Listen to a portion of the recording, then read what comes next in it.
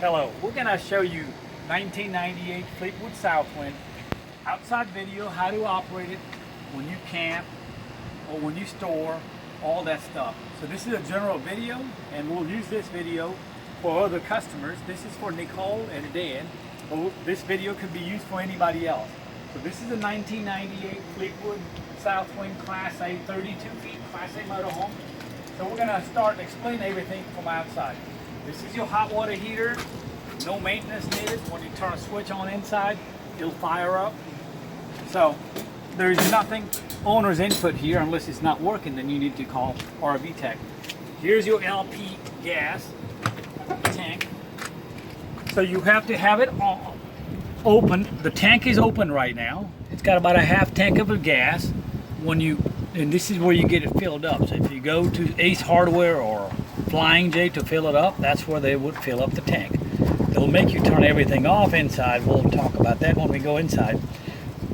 The tank is open, so we have a LP supply is on.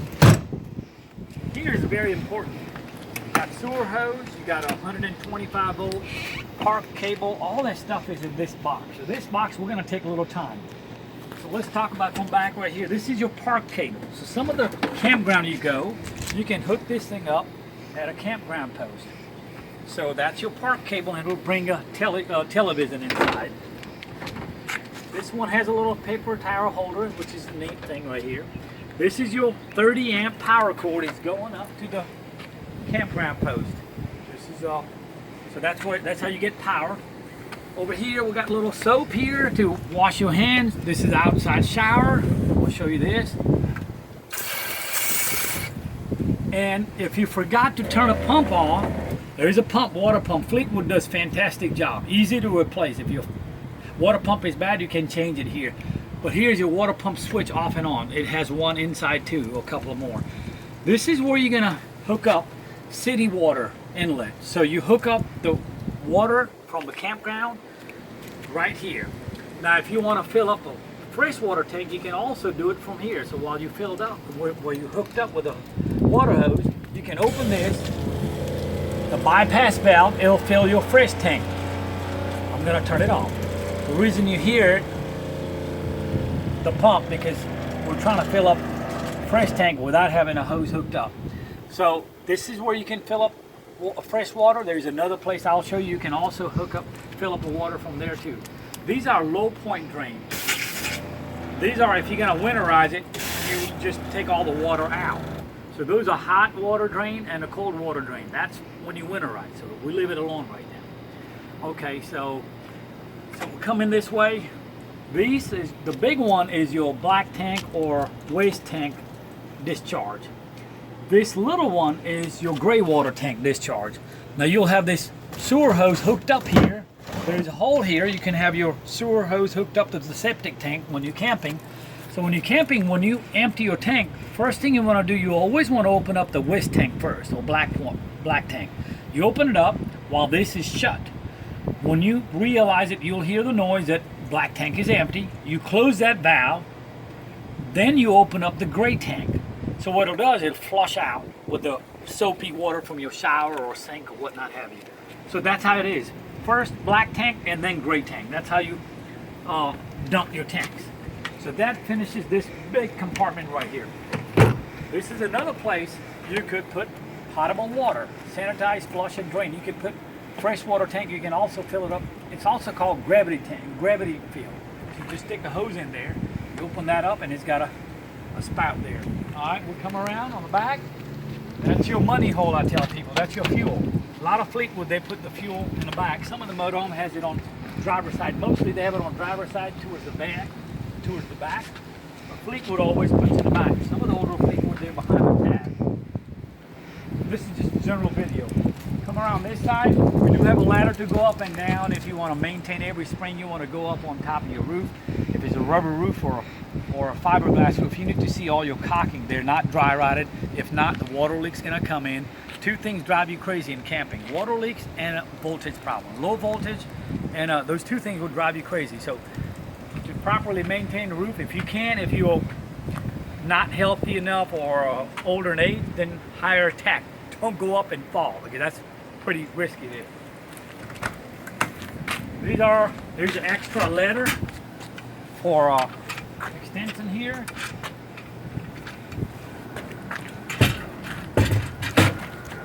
Right here, this little thing right here is located. It's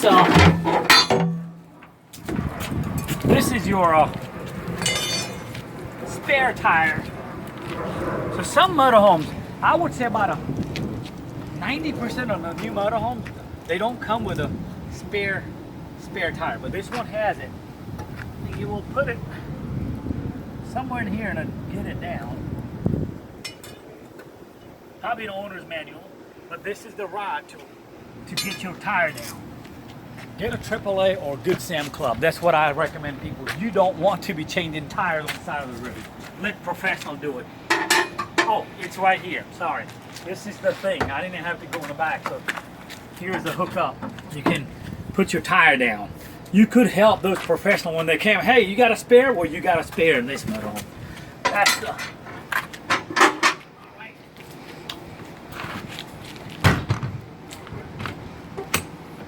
That's your generator.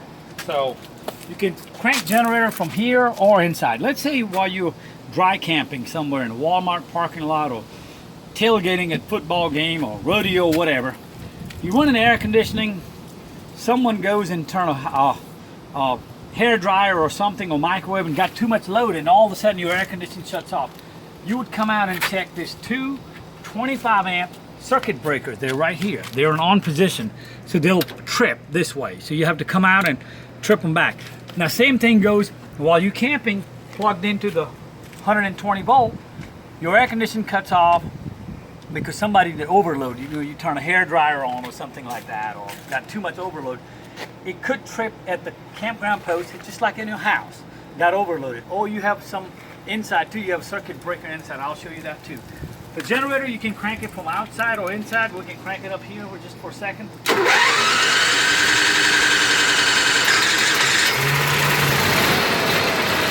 it's the summer right now. It's not that cold. You can also prime it by pushing the stop button. You just hold it and it'll prime it. There's another fuse too. If your generator don't crank, you might want to check fuse. This stuff may be a little too much, but it's always good to know maintenance-wise your motorhome. The more you know, the less money you would spend with the RV tech, which would cost you a lot of money. That's your exhaust for the furnace. This is the back side of your refrigerator. You probably never have to go in there, but this is where if they got to service it, RV guys, the technician, they will be open. That's the back access for your refrigerator.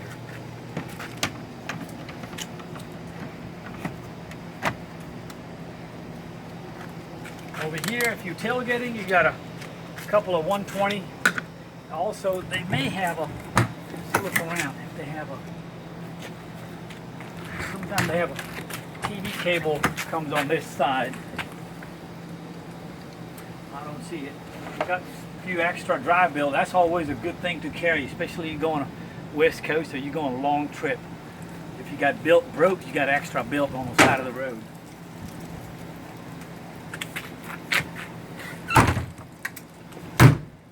Alright, let's see, over here, last compartment, it's just the extra space.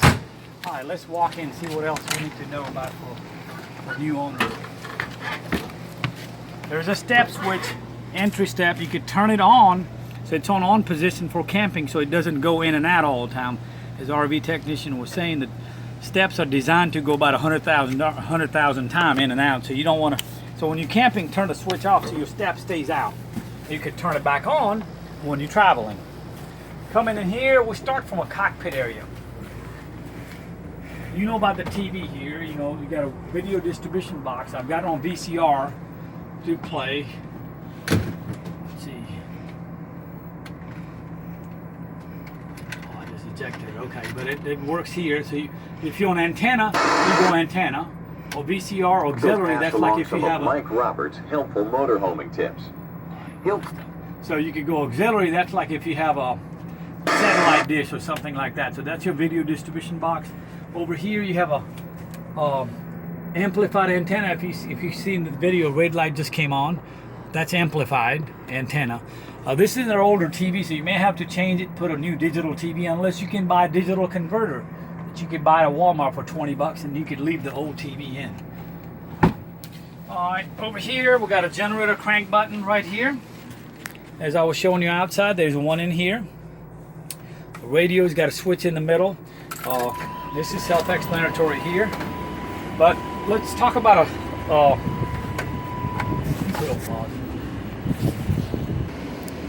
all right, so these are the jack system as we just went through.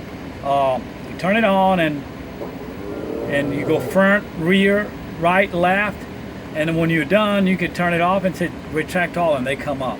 That's pretty simple. This is your mirror switch, you know, self-explanatory. You go left, or middle for none, and right for the right. They're heated mirror also. And this auxiliary start I'd like to mention. Let's just say you left your headlights on. This is an older coach.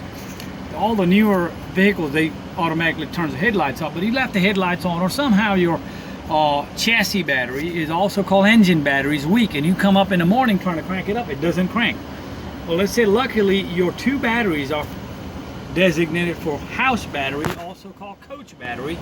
If they are in good shape, you just hit this button. It's a momentary button. It bridges those two batteries of coach and gives the power to chassis or engine battery and crank your engine up. It's kind of like getting your own jump. This is a jump button. Vice versa. Your generator you're trying to crank up, but your coach batteries are weak, but your engine battery is good. You hold this button and crank your generator up. It jumps because you have two separate battery systems. This button bridges them. So that's what that is.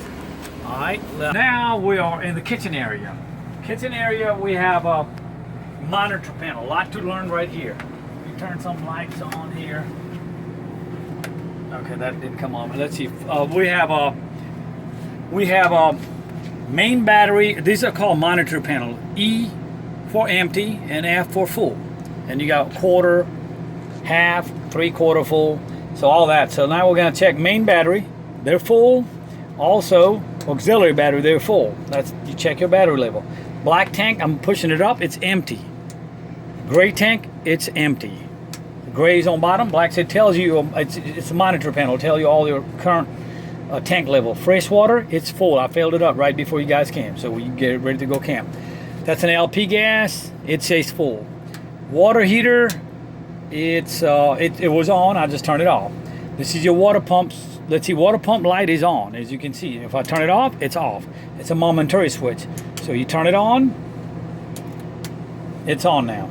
And that's the hood light right here. So it's a monitor panel. This is your fan, or your hood fan. And the water pump, you'll hear it. One thing I'd like to mention here, you may not be able to hear. You hear the water pump?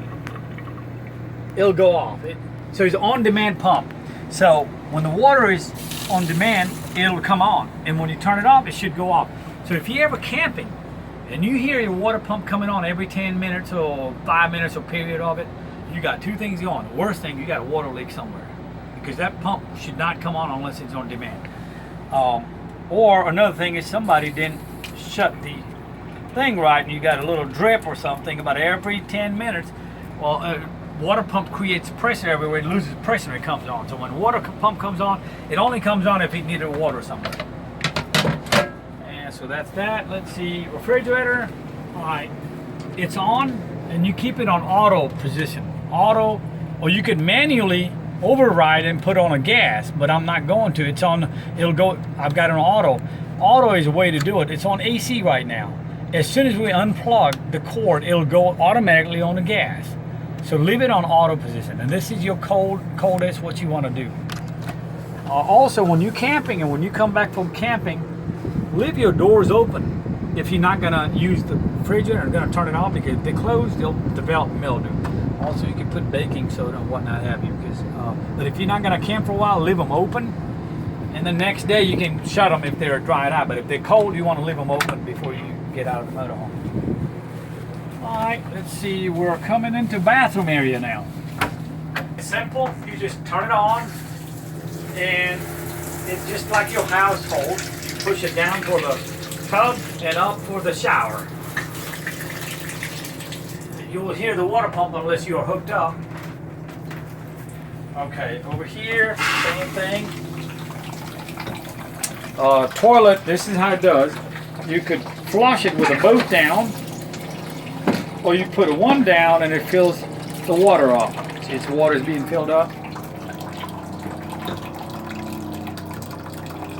So you hold the right thing to fill the water and push both down to flush.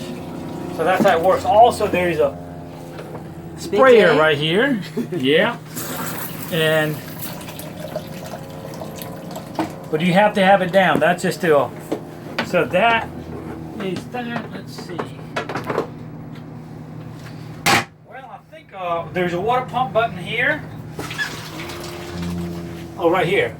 So I turn the water pump off, and water's gonna run out. No more pressure. Will be no water. So if your water pump was off, there's a water pump button right here, just like you saw one outside. And let's see, last not but the list, I think there's one more water pump right here. Let's see. Yep, there was one here, the main switch for the water pump. So you have one here in the kitchen area, the water pump, one in the bathroom, and one outside. So you got 3 places to turn the water off and on. I didn't cover the microwave convection, but it's got an owner's manual. You can read that. That's pretty simple. Gas stoves is located right here. I recommend people just get a lighter. They do have a striker. They work sometimes, they don't. And it depends on how old the motorhomes are. So I just recommend people get one, lighter and put it in here. So I smell the gas coming out. It just need a. Did you smell the gas? It just need a lighter because these strikers sometimes don't work right. That concludes our video. Thank you for watching my video. This video was exclusively made for Nicole and Dan, but I think I'll put it on for other people to look at it. Different motorhome has a different gadget. Diesel pusher has inverter. This one do not have inverter. So this is just a good video for Class A gas, especially Fleetwood Southwind.